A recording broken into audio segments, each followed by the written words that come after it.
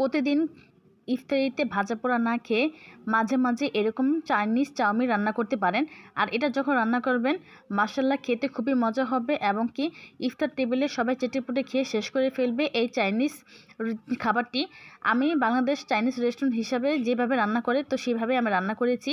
খেতে কিন্তু অসম্ভব মজা হয়েছিল। এখানে কি কি দিয়ে আমি রান্না করেছি, কিভাবে রান্না করেছি, আর কোন চাউমিনটা রান্না করেছি সেটা আপনাদের সাথে শেয়ার করব। আজকে ইফতারিতে আমাদের এটাই ছিল। তো সবাই লাইক দিয়ে সাবস্ক্রাইবার করে যাবেন, আর দেখার আগে অবশ্যই ফুল ওয়াচ করবেন। তো এখানে আমি পানি বসিয়ে দিয়েছি নুডলসটা গরম, নুডলসের পানি গরম হওয়ার জন্য। তো এখানে আমি যেটা নিয়েছিলাম মিস্টার নুডলসের চাইনিজ চাউমিন, এটার সাথে এটা সয়া সস ও স্পাইসি মশলাও ফ্রি ছিল।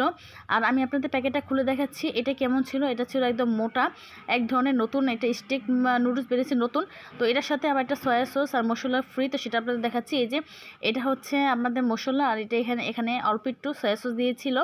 তো এখানে এ পর্যায়ে আমার পানিটা গরম হয়ে গেছে, তো আমি দিয়ে দিলাম লবণটা দেওয়ার পর আমি যে নুডলসগুলো বের করে রেখেছি তো এগুলো আমি এখন দিয়ে দিব।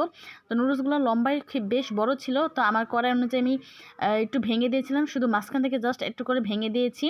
দিয়ে এভাবে ঢেকে দিব 10 মিনিটের জন্য। আর নুডলসটা রান্না করতে আমার জাস্ট 15 মিনিট লেগেছিল, কারণ নুডলসটা অনেক পরিমাণ মোটা ছিল আর শক্ত ছিল, সহজে এটা মানে সিদ্ধ হইতে চায় না। তো অনেক 15 মিনিটের মতো লেগেছিল সিদ্ধ হতে। তো এখানে আমি এখানে সিদ্ধ হয়ে গেছে, তো আমি একটু পানিটা ঝরিয়ে ঠান্ডা পানি দিয়ে ধুয়ে রেখেছি। আর এখানে একটা কড়াই বসিয়ে দিয়েছি, তারপর দিয়েছি এখানে বেশি করে পেঁয়াজ, আর দিয়েছি বেশি করে তেল। আসলে চাইনিজ রান্নার সময় একটু তেলটা ভাসা ভাসা থাকলে ভালো লাগে, আর তেলটা না দিলে দেখা যায় যে এখানে যে মোটা নুডলসটা সেটাতে ভালো লাগবে না, যেন তেলটা একটু বেশি করে দিয়েছি। তারপর আমি পেস্টটা নাড়া দিয়ে তারপর দিয়েছি একটু আদা রসুন পেস্ট, কারণ আমি এখানে সবজি ইউজ করবো, ডিম ইউজ করবো, তার জন্য আমি একটু আদা রসুন দিয়েছি যাতে কোনো প্রকার গন্ধ না আসে। আর এখানে আমি দিয়েছি গাজর, আর এখানে ছিল বাঁধাকপি। আমি একটু বড় বড় লম্বা লম্বা করে কেটে নিয়েছি, যেভাবে চাইনিজ রান্না করা হয় ঠিক সেভাবে রান্না করেছি। তো এই পর্যায়ে আমি দিয়ে দিই লবণ, আর তার সাথে দিয়ে দেবো অল্প একটু হলুদের গুঁড়া। অল্প একটু হলুদের গুঁড়া দেওয়ার কারণ হচ্ছে এখানে কালারটা খুব ভালো আসবে। বেশি দিলে কিন্তু হয়তো গন্ধ হতে পারে, কিন্তু বেশি দিবে না, অল্প একটু দিয়েছি। অল্প একটু দিলে কালারটা খুব ভালো থাকে, দেখতে সুন্দর লাগে। আর এখানে অল্প একটু পানি দিয়ে ঢেকে দিব। ব্যাস এতটুকুর ভিতরে আমি এখন সবজিটাকে রান্না করে ফেলবো। আর তারপরে আমি সবজি যখন আধা কাঁচা হয়ে আসে তখন আমি দিয়ে দেবো এখানে একটা সবুজ ক্যাপসিকামটাকে আমি আধা কাঁচা করব দেখে আমি একটু পরে দিয়েছিলাম। তো এখানে ক্যাপসিকামটা দিয়ে সুন্দর করে পুরোটা আমি রান্না করে নিব। আর এখানে একটা সস বানিয়েছি, এখানে ছিল সয়া সস, টমেটো সস, মরিচের গুঁড়া, আর ছিল 2 চামচ পানি দিয়ে এই সসটা আমি করে রেখেছি। আর এই সসটা নুডলসে দিলে খুবই মজা লাগে। তো এই পর্যায়ে আমি একটা ডিম দিয়ে দিব। আমার সবজিটা হয়ে গেছে, এই পর্যায়ে আমি একটা বড় একটা মুরগির ডিম দিয়ে দিব। আপনারা চাইলে এখানে চিকেনও ইউজ করতে পারেন। তো আমি চিকেন দিন আমি শুধু ডিম দিয়েছি আর একটু লবণ দিয়ে দিলাম। এভাবে একটা পাশ করে দিলে দেখা যায় খুব ভালো করে ভাজা হয়। তো ভাজা করার পরে আমি আবার সবজির সাথে পুরোটা ডিম আমি এভাবে সুন্দর করে মিশিয়ে নেব।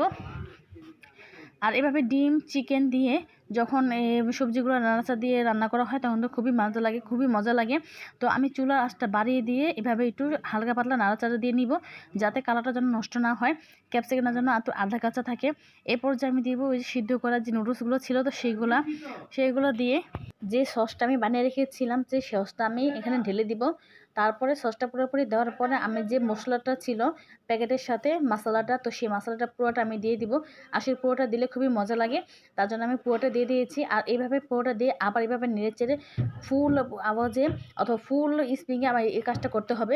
গ্যাসটা যেন একদম ফুল থাকে, কমিয়ে দিলে কিন্তু এটা স্বাদ নষ্ট হয়ে যাবে। তো তারপরে আমি দিয়ে দিলাম একটু কেটে রাখা কাঁচামরিচ। আর কাঁচামরিচটা দেওয়ার পরে রেস্টুরেন্টের স্বাদের জন্য আমি দিয়েছিলাম অল্প একটু টেস্টিং সল্ট। আপনারা অপশনাল দিতে পারেন না দিতে পারেন, কিন্তু টেস্টিং সল্টটা দিলে রেস্টুরেন্টের একটা ভালো স্বাদ আসে। তো এইভাবে আমি মশলার সাথে সুন্দরভাবে উল্টে পাল্টে কষিয়ে নিব, ভাজা করে নিব। তো এইভাবে যতক্ষণ পর্যন্ত লাড়বো ততই ভালোভাবে মিশবে আর খুবই সুন্দর লাগবে। তো এই পর্যায়ে লাস্টে আমরা ইফতারের সময়টা খেয়েছি। তো কেমন হয়েছে সবাই কমেন্ট করে জানাবেন।